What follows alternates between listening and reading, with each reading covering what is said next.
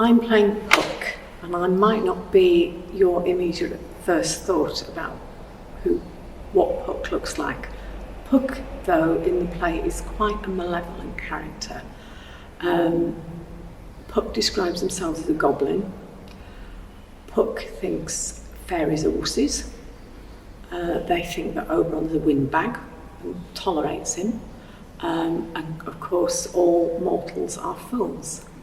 Puck creates not just mischief, but things that are actually quite nasty, and takes great delight in other people's misfortunes. So it's a part I'm really looking forward to playing, unlike anything I've played before.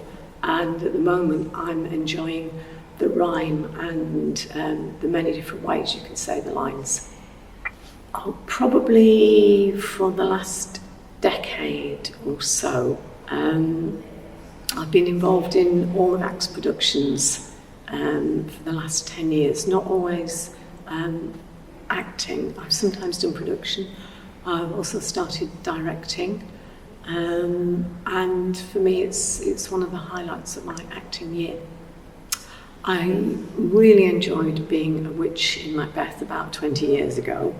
I was Gertrude in Hamlet a couple of years ago, which was great. And a non-Shakespearean role I particularly enjoyed was in a play called Butterfly Kiss by Phyllis Nage. I don't know about most. I'd like to have another go at Taming of the Shrew, which I tried about 4 years ago.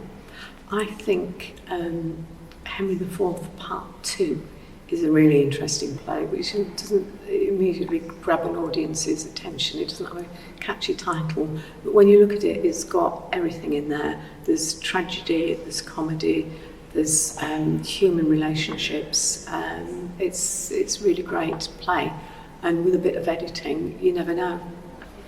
Well, in true spirit of how it's done on Desert Island Discs, I'm taking something that's no practical use at all, so I'm going to take an endless supply of proper English tea, and if I may, some ginger nuts on the side.